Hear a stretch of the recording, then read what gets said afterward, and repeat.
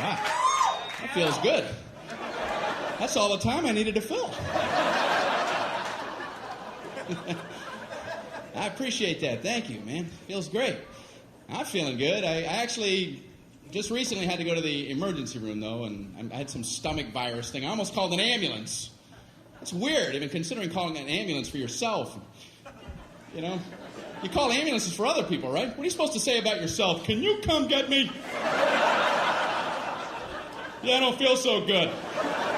Just come on in, I'll be lying on the floor.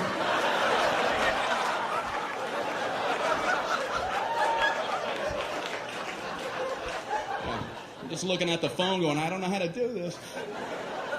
I don't know what to do. It was at night, so I drove myself to the emergency room. That's a nice, relaxing drive. No, after you. Merge, everybody merge. I'm only imploding.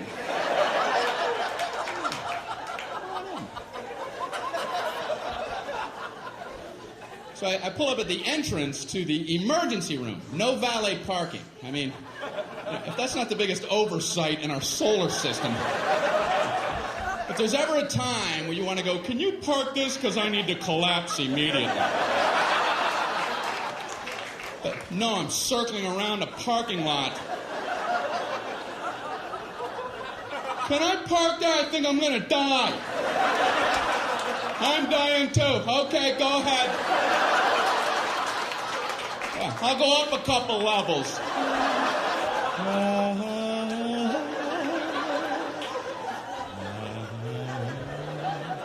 Unbelievable. I don't care if you're driving yourself or someone else to the emergency room. You still want to get out and run in with them. Are you supposed to drop somebody off and go park a car? Okay, you go in. Tell them you're shot.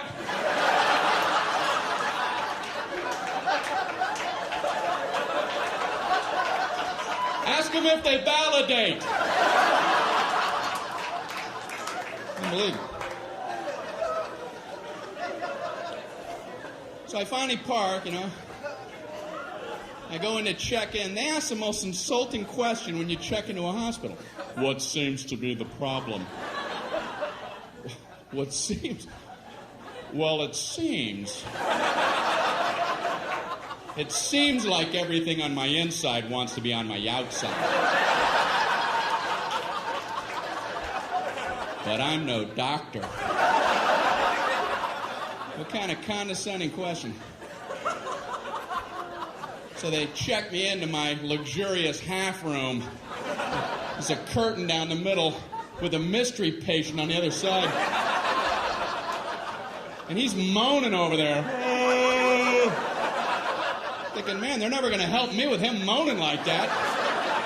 So I got to out-moan him, you know.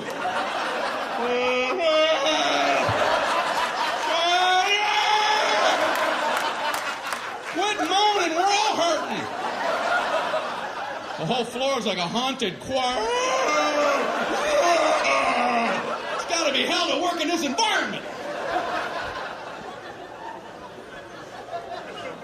So I'm killing time writhing. Nurse finally comes in. How are you doing tonight? I'm on a gurney. You have a painkiller or something? This is killing me. So she goes, how would you describe your pain? It's killing me. I don't know if you remember that part. Ouch. What are we playing, that pyramid game? Excruciating. Horrific.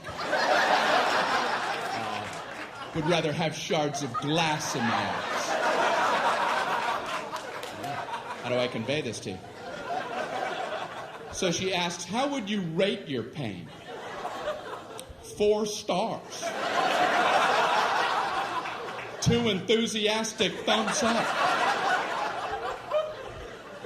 She goes, how would you rate it on a scale of 1 to 10, with 10 being the worst? Well, You know, saying a low number isn't going to help you. Oh, I'm a 2. Maybe the high 1s. And you could get me a baby aspirin and cut it in half. And maybe a Flintstone vitamin and I'll be out of your hair. You can go 10 to all the 3s and 4s and such. If anyone's saying such ridiculous numbers. I couldn't bring myself to say 10, though, because I had heard the worst pain a human can endure is getting the femur bone cracked in half. And I don't know if that's true, but I thought if it is, they have exclusive rights to 10. And now I'm thinking, what was I worried about? Is there like a femur ward at the hospital? They would have heard about me and hobble into my room. Who the hell had the audacity to say he was at a level 10? You know nothing about 10. Give me a sledgehammer. Let me show you what 10 is all about, Mr. Tommy A. No! No! How can I possibly say 10? I can't. So I thought I'll say 9. And then I thought, no, childbirth. I better not try to compete with that. And then I'm thinking, you know, it must be hell giving childbirth when your femur bone's cracked.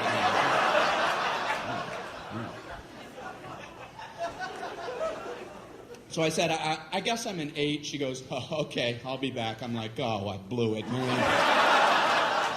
I ain't getting nothing with 8. But she surprised me. She comes in, she goes, the doctor told me to give you morphine immediately. And I'm like, morphine? That's what they gave the guy in Saving Private Ryan right before he died. I'm like, okay, I'm a 4. I'm a 0. I'm a negative 11-teen. Morphine. So they gave me morphine. Wow. All I know is about 15 minutes later, just for the hell of it, I was like, I'm an 8 again. Guess who's an 8? And they finally checked me out. I'm walking down the hall going, say 8, say 8, say 8, say 8. Happy 8 day. Did you get some 8? Did you get any 8? What am I throwing? You can't throw a number. All right. Johnny Appleseed. Did you get any 8 over there? I don't understand my own visuals. All right. Up here throwing numbers around. I'm fine now, I think. I don't know. So they sent me to my regular doctor for a follow-up, and I was nervous going because my cholesterol. I knew it was going to be high because last year it was high, and I hadn't done anything different.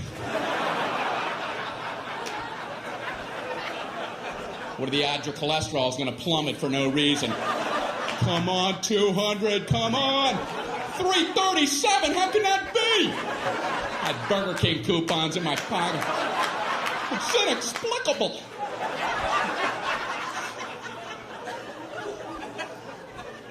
So I was nervous. And I realized that's the only time as an adult that I feel like a little kid, is when I go to the doctor. You didn't do what I told you, did you? No, I didn't.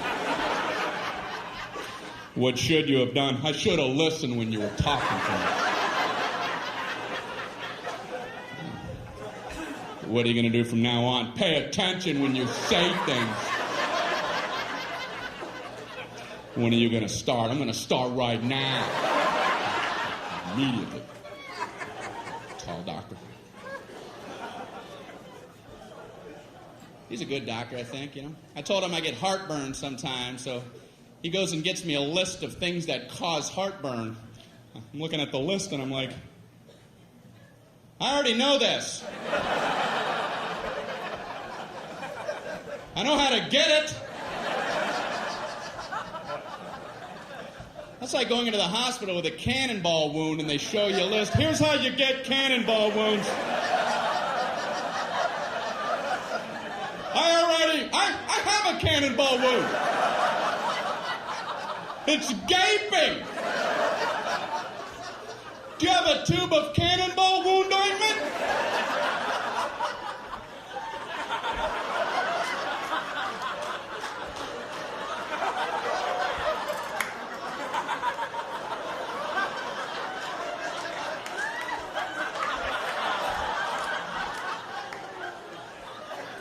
Number one, do not stand directly in front of a cannon. How true that is.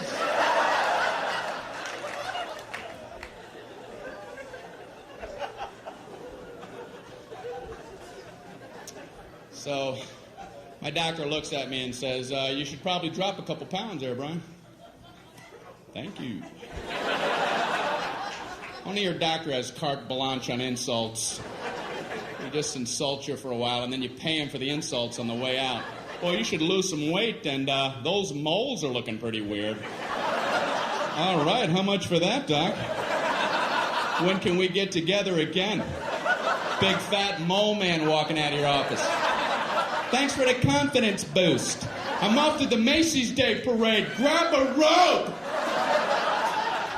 What does he care? You're big and you're ugly. Next. He does care. Doctors are good people. That's why they avoid the word pain. It's a buzzword. They won't hit it a lot. They don't want to scare anybody.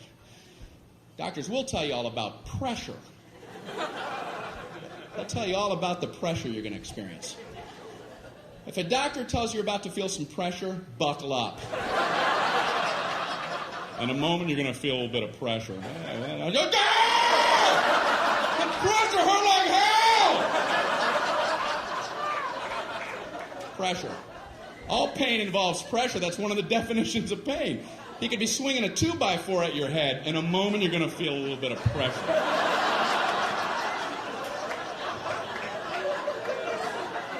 Hey, bring it on. I'm good under pressure. I like pressure situations.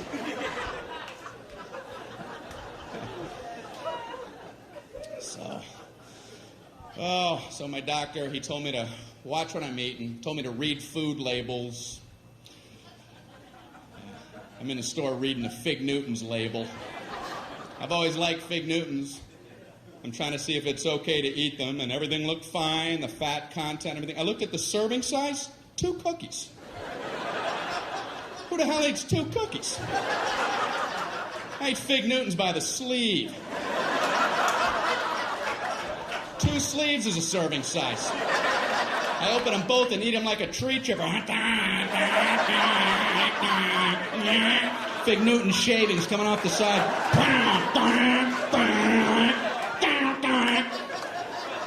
Then I put a Newton catcher and empty that bag out as a snack. What the hell are they talking about? 2 Fig Newtons. They're the size of a postage stamp. You want another one? Oh, I don't know. I've already had 2 whole entire Fig Newtons. Maybe I could try to muscle one more down, but I don't think I'm gonna... I am stuffed with the rafters. They're nuts. We got an ER here. We got a 3 Fig Newton eater. How many did he have? What is he, nuts? Doesn't he read?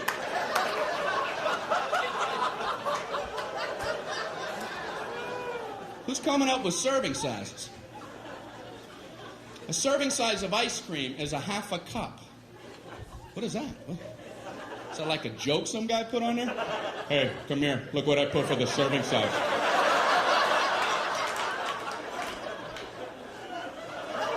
Did you see? I just did it as a joke, but they're going out like that. I don't know what to do. Just let it go. I guess there's nothing you can do now. You ever know anybody to eat a half a cup of ice cream? Hey, you want to go grab something to eat? Oh, no. I had a half a cup of ice cream.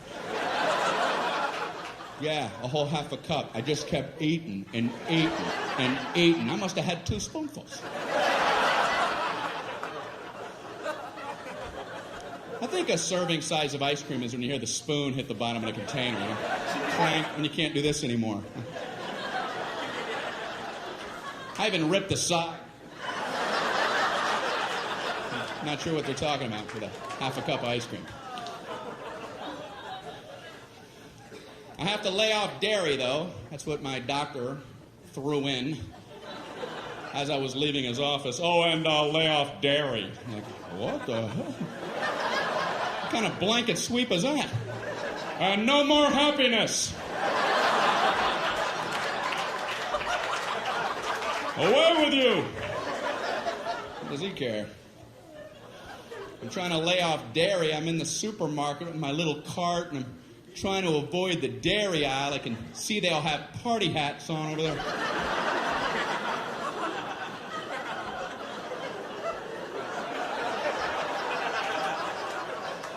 I'm in the juice aisle, slooped over with juice people. Ugh. I learned something in the juice aisle, and that is, I don't know what's going on with cranberries, but they're getting in all the other juices. Whoever the salesman is for cranberries does a great job. He's showing up everywhere. Hey, what do you got, apples? Put some cranberries in them. We'll call it cran apple, go 50-50. What do you got, grapes? How about cran grape? What do you got, mangoes? Cran mango. What do you got, pork chops? Cran chops. Why don't you back off, cran man? Why don't you take your sales trophy and have a vacation? He's working too hard. He's making the other fruit guys feel bad, you know? Like the banana guy wakes up. Man, I ain't into nothing.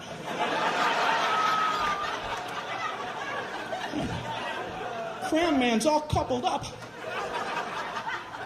You gotta get cracking, banana man. You gotta get on a stick.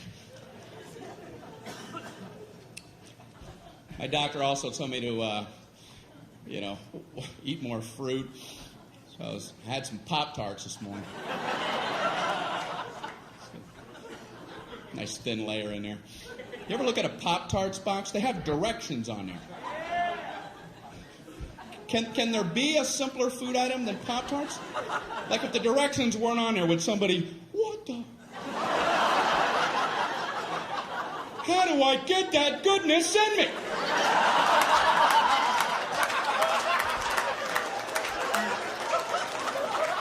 What do you do? How do you get it done? You read, man. That's what you do. They have 2 sets of directions. In case you don't understand one set, you abandon that whole track and get on something a little easier for yourself. They have a set of toaster directions, which, believe it or not, is more than 1 step. How could there possibly be more than 1 step? I can only think of one. Step 1, toast the Pop-Tarts. Go ahead, toast them. Hey, are you still reading this?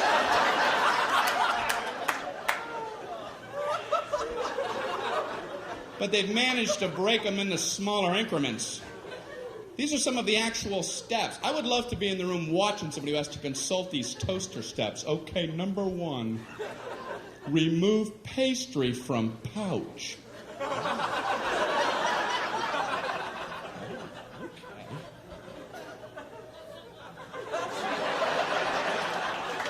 I see where they're going with this. We're banging on all cylinders now. Number 2, insert pastry vertically.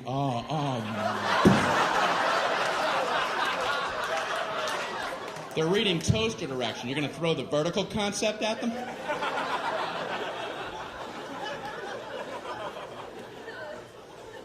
Then they have a whole set of microwave directions. That just blew me away that you could actually microwave a Pop-Tart. I mean, how long does it take to toast a Pop-Tart? A minute? If you want them dark? People don't have that kind of time. Listen, if you need to zap fry your Pop-Tarts before you head out the door, you might want to loosen up your schedule.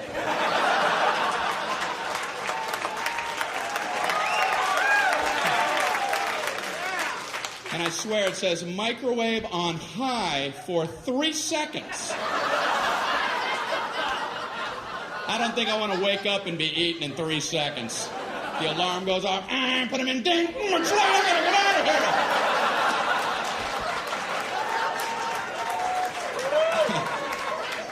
here. If you're waking, eating, and hauling in 3 seconds, you're booking yourself too tight. Pick up some Montana brochures or something. You're not living properly. We just moved. I called UPS to ask them to help out with some boxes. And, they're a good service, but you have to have information ready about your boxes before you even call them. I had no idea. I called them up. Yeah, I have 10 boxes if you come pick them up. We need to know the weight and the girth. Okay, goodbye.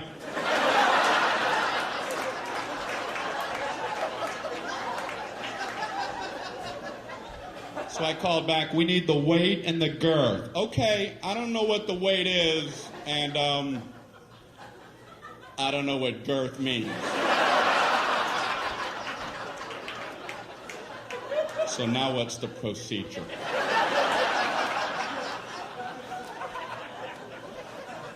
So this guy talks to me like I'm 4 years old. Well, do you have a bathroom scale? Yeah, but if I put the box on a scale, it's going to cover up the numbers! What do I take them off really quick? 0, I'm not fast enough. What's he talking about? So then he gives me like his Mr. Wizard formula. How about if you stand on the scale and weigh yourself, get off the scale, pick up the box, get back on, weigh you and the box together and subtract your own weight. I'm going, slow down. Hold on, Professor. I know this guy's never tried this, because I tried it, and you still can't see the numbers.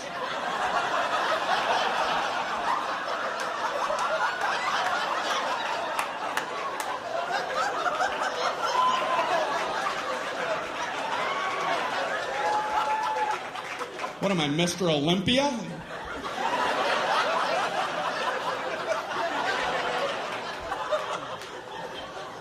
£3 pounds.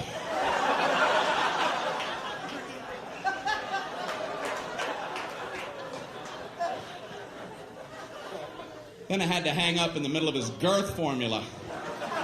He kept assuring me it was easy. You know, the girth is very simple to figure out. You take the length and you double that by the smaller of the height after you triangulate the hypotenuse from the third side. Okay, I gotta go. I'm getting another call. Yeah, I'm too stupid to talk to you. I just want to not be on with you any longer. So this is true. I figured I would call back and just make up some numbers, Let them come out and pick them up. If it's wrong, I'll pay the difference. Just dispatch the truck. Please.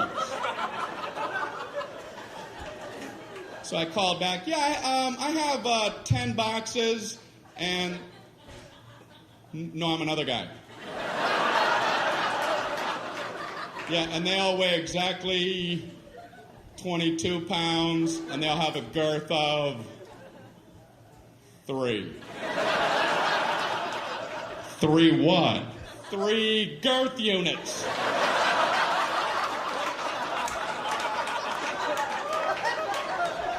Come pick them up, please. I'm begging you. They're boxes, and they're brown, and they have tape all on them. And they probably fit on a dolly. Why must you torture me?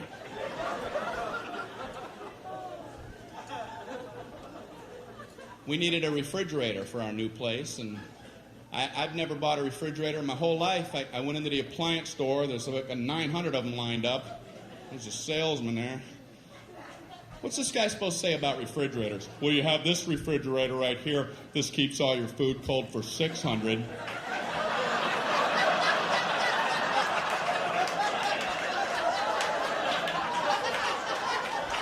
You've got this refrigerator. This keeps all your food cold for 800.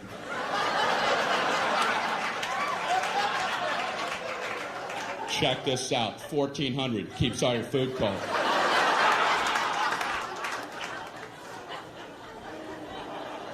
So this guy's working me on this one. I've never seen a guy work so hard. This one is a very nice refrigerator. It has a meats drawer. And what you do with that, you would put meats. Whatever varieties that that you would choose. These would be your meats. So there's no requirement on the types of meats. You could pick bacon,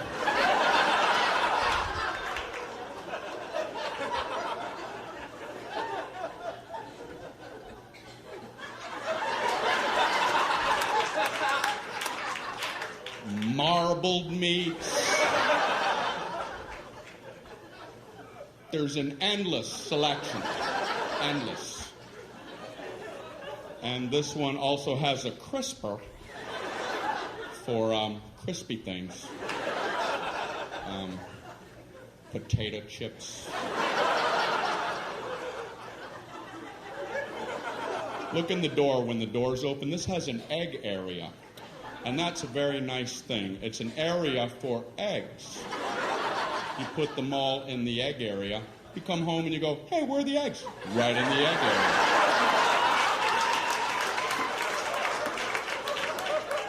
And they're all written in cursive, and that's a real nice feature.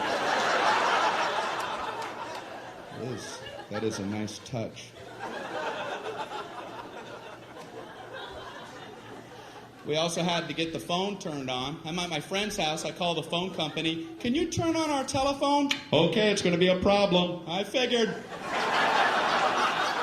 How? Why? It's just going to be a big nightmare. That's our policy. It's going to be a nightmare. Something about hell on earth.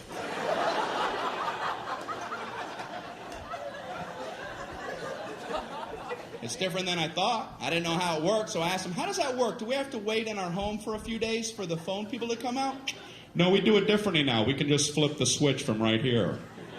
Oh, great.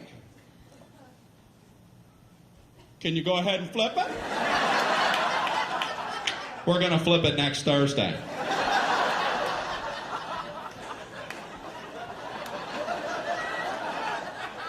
Can you flip it right now? We're going to flip it Thursday, late, or Friday, or sometime in November. Can you see it from where you're at? Can I come down and flip it? What do I know? I guess there's only one flip switcher, and he has a lot to get to.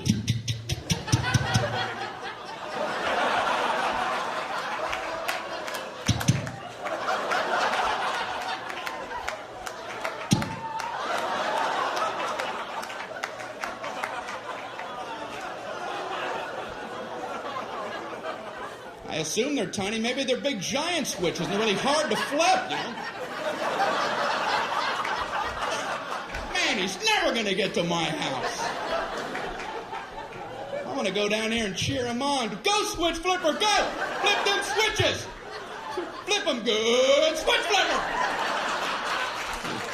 Get him riled. That was great, man.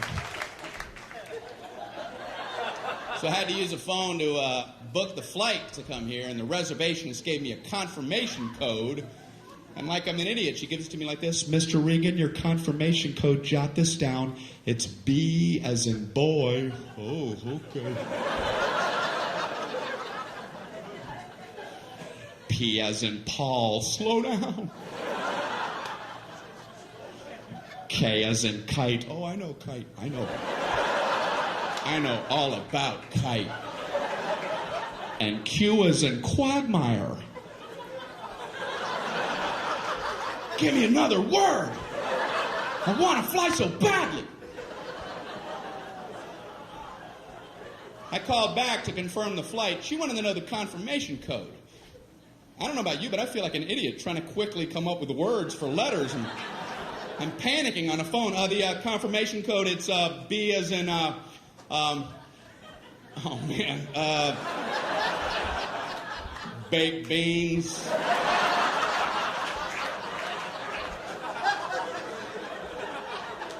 P as in pneumonia.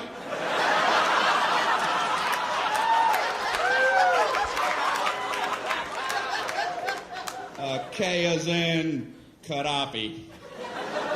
And Q as in Gaddafi.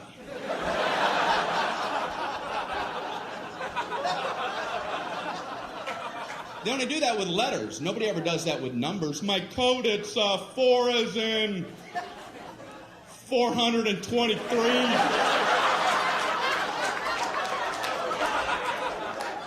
2 as in 2,941. No, 47. Pretty short code. Sometimes you'll get a confirmation code that includes zeros and O's. You write them the same way, they're completely different keys. They'll give you the number 1 and the letter I. You write those the same. They're different keys. A small L looks the same. They don't care. You'll never be able to communicate this back clearly. I'd like to give a code to these people for their big vacation. Here's your confirmation code. You're going to need this for your vacation. Are you ready? Okay, it's 11I 1000I10001I small L. Yes. Bon voyage.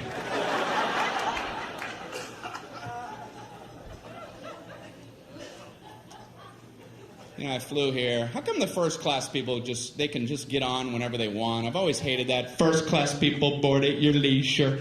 Take your time, first class people.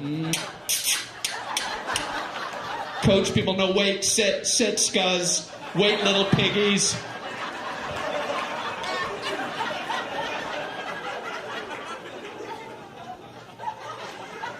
So when you do get on, the first class people, they're already sitting there. They're all sprawled out in their big thrones. Bring me the head of a pig.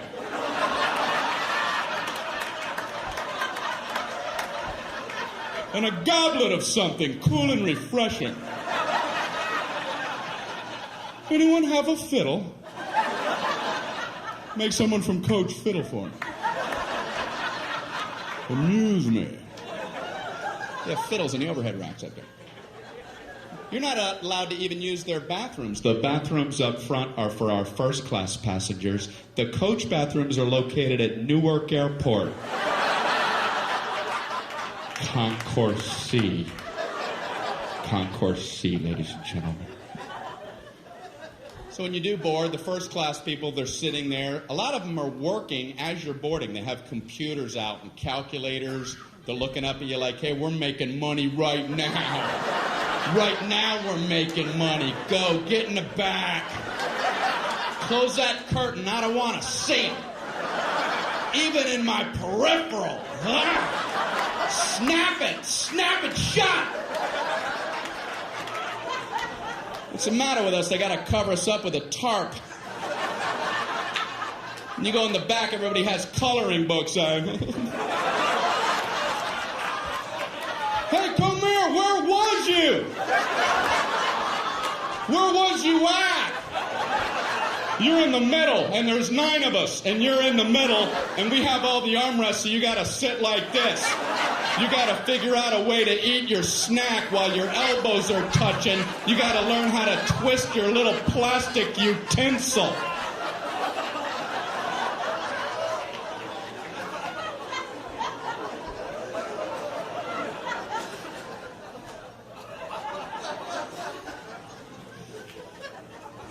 I like to sit way in the back.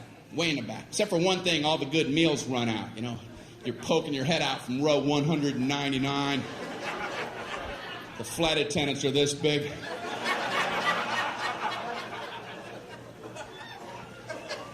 You can hear the good meals getting snagged. We have a turkey sandwich, a chicken quesadilla, and a cold fish head. I'm just...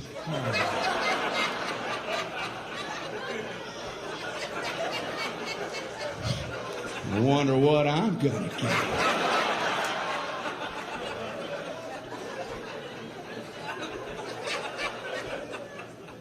So when they get to the back of the plane, they have to do that flight attendant psychology game and pretend like the good stuff never even existed. It never even was. Would you like a nice cold fish head? They're frozen solid, frozen head of fish. The eyeballs in there and the skeleton's coming out. It comes with a turnip and a spork. I was wishing you'd have one of them left, wishing upon a star.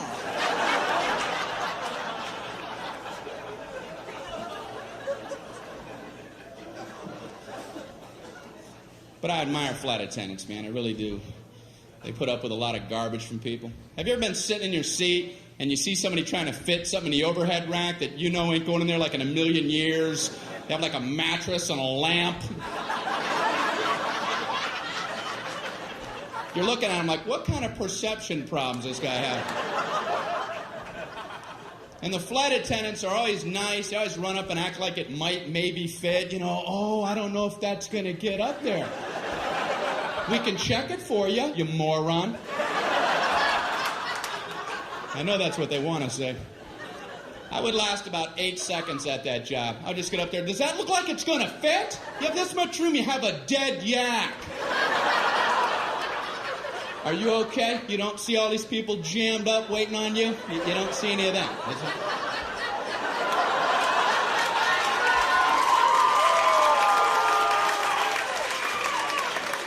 Oh, this is your world. It's all about you. You let us know when you're all set, Captain You Planet.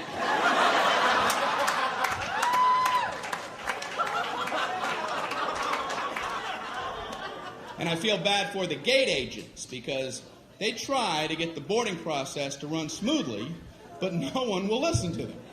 Don't blame them. They try, they get on the intercom. Ladies and gentlemen, we're about to begin boarding. If we could ask for your cooperation, would you all please remain seated until your row has been called? Everyone, please remain seated. Everyone, please back away from the gate. Please back away from the gate. Somehow, by the time that comes out the speakers, it must sound like, everybody up and rush the door. Everyone, immediately try to squish your fat butt simultaneously in the small gate door area. Hurry. Push and shove, everyone. Push and shove. Do whatever you have to get on board. This is the last helicopter out of Vietnam.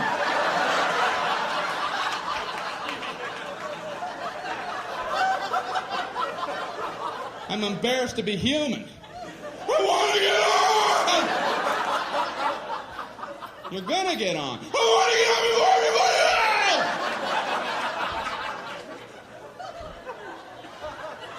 else! Why?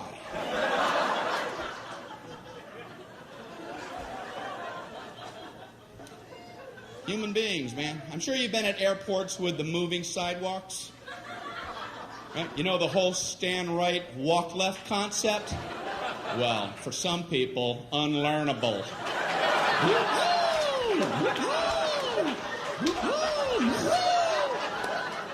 You ain't getting it in, no matter how much stimuli you offer.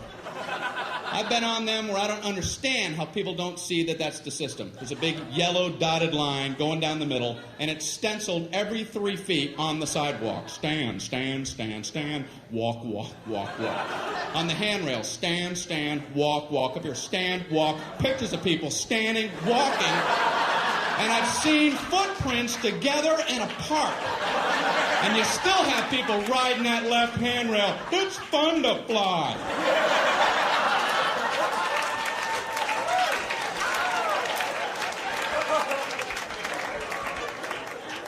Watch them close, because they're the ones at the end of the moving sidewalk. Oh.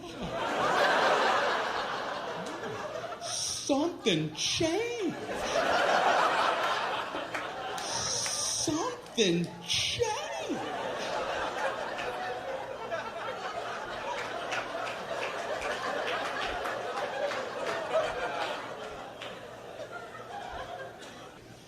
I'm trying to get into inventing, and that's hard.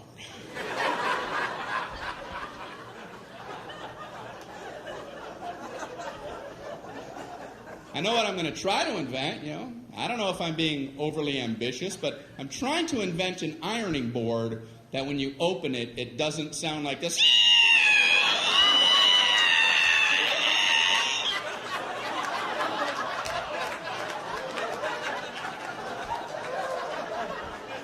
Every ironing board I've ever opened sounds like a witch being boiled in oil.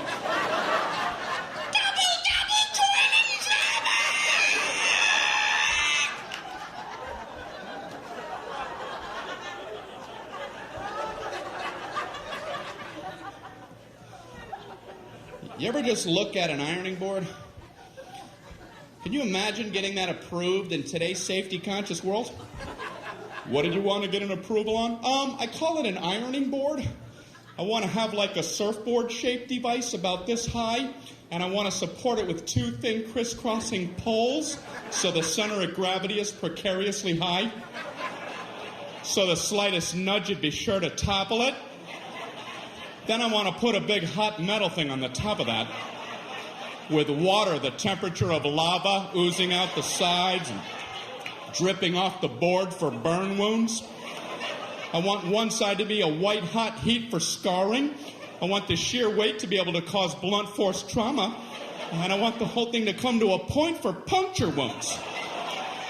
Ooh. I don't know.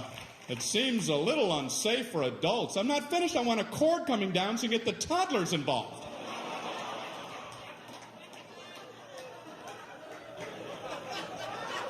Why are we allowed to have these?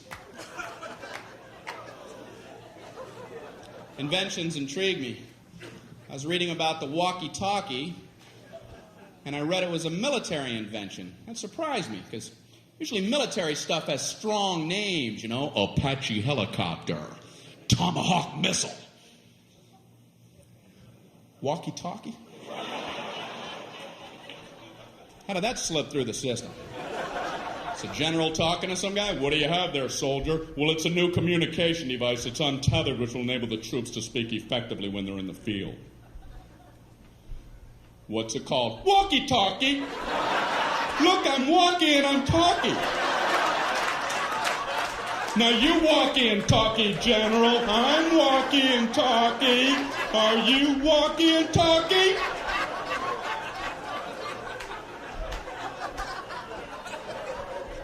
I like it, soldier. What's this explosive device? The whammy kablammy. And this is the Rudy Tooty aim and shooty. Walkie-talkie.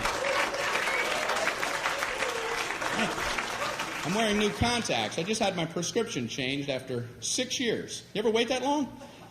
Then you get new lenses. You're like, man, I could have been seeing things. How can instantly improved vision not be at the top of your to-do list?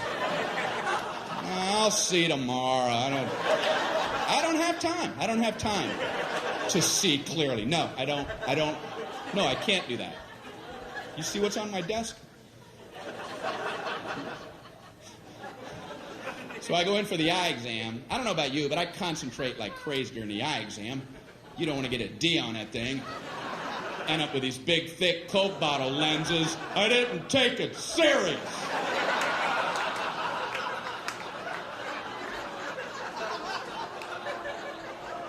Are you still in here?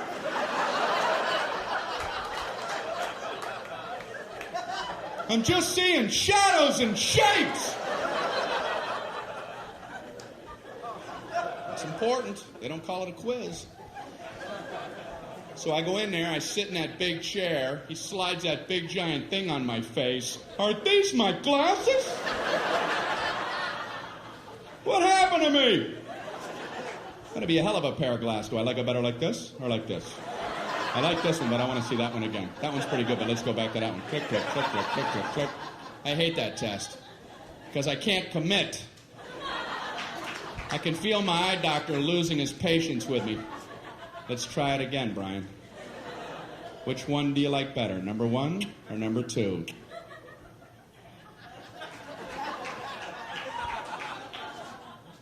I don't like either one of those. Yeah, but that wasn't the question I asked, was it?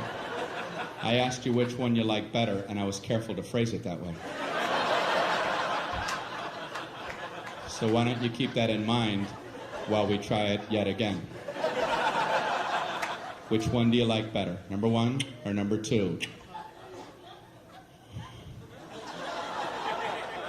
They're about the same. Well, why would I waste your time and mine by making them both the same? Did you ever stop to think about that? You ready to try it one more time? What do you want from me? way too much pressure during that entire exam. They do one test every time. I don't know what they're looking for. All I know is I get an anxiety attack in the middle of the damn thing. Tell me the exact moment point A is directly over point B.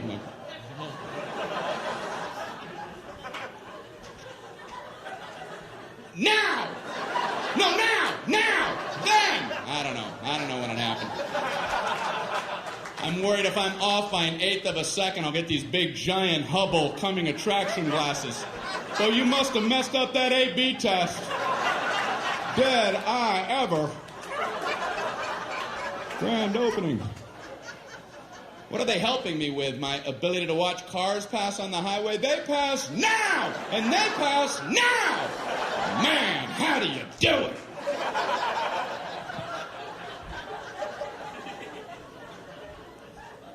It's weird in the eye exam room. It's just him and me. It's dark in there. The door's closed. I feel strange when he pulls his chair up uncomfortably close to you. He's like this far from my face. He shines his goofy light into my eyes for about an eternity.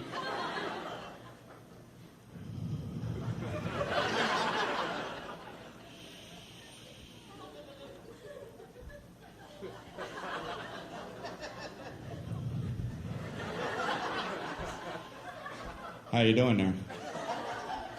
I'm a little uncomfortable. Can you back up a tad? Are you looking at my soul?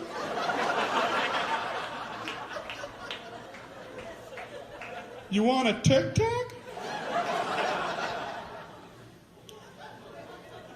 So he says, you know you have one eye set a little bit higher than your other eye? No. I did not. He goes, it doesn't affect your vision or anything. I just thought you might want to be self-conscious for the rest of your life.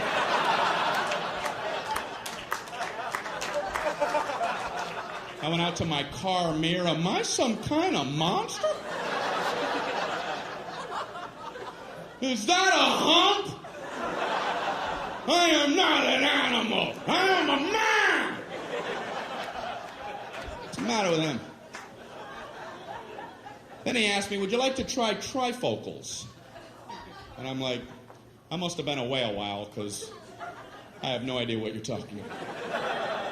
He says it's exactly what you would think. You can see at 3 different distances depending on where you look through your lens. You can see close, medium, or far away. And I'm like, I can't even imagine getting used to that. There's a book, there's a plane, there's Alpha Centauri!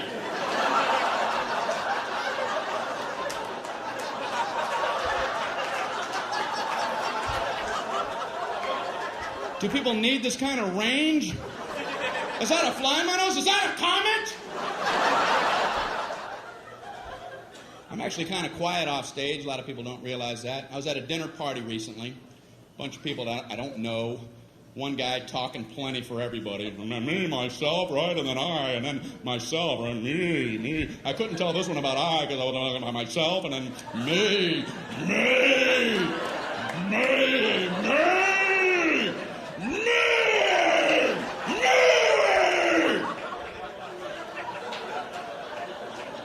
Beware the me monster. So I tried to jump in with a little story. I don't want to just sit there the whole night. Right when I'm done with my story, this guy goes, that ain't nothing. Oh, well, didn't mean to waste everybody's time. Telling my nothing story. Here, let Marco Polo speak. He's back with tales of adventure. My story ain't nothing. Maybe it wasn't, because I made the mistake of trying to tell a story about having only 2 wisdom teeth pulled, and I learned a lesson. Don't ever try to tell a 2 wisdom tooth story, because you ain't going nowhere. The 4 wisdom teeth people are going to parachute in and cut you off at the pass. Halt! Halt with your 2 wisdom tooth tail. You will never complete one, trust me. I'm trying to tell my story. You know, I had some wisdom teeth pulled. I had 4 pulled. Oh, okay.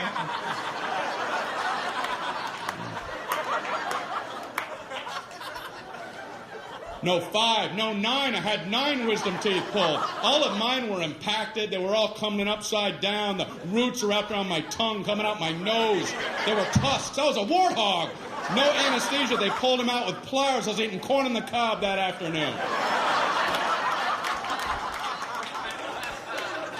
Pin the blue ribbon upon his chest. That knocks the socks off of my wisdom tooth tail. Why do people need to top other people? I've never understood it, and I see it all the time.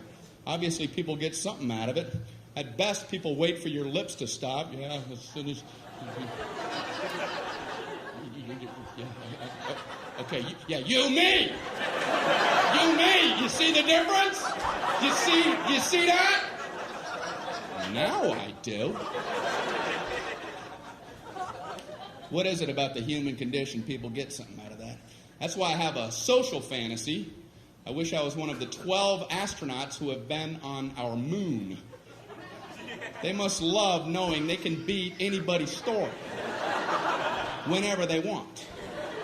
They can sit back quietly at a dinner party while some other person, some me monster's doing his thing, and let him go.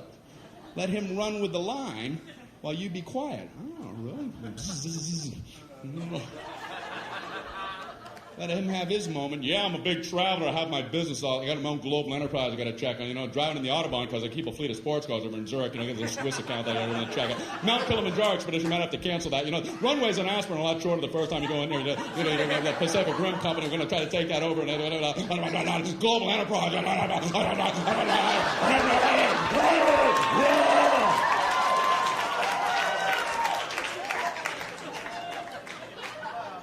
I walked on the moon.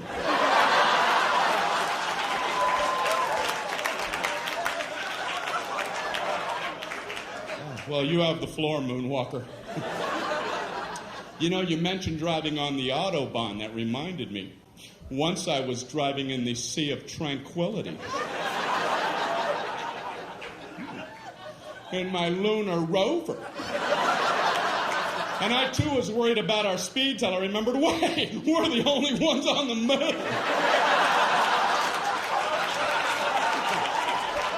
You guys are great. Thank you very much.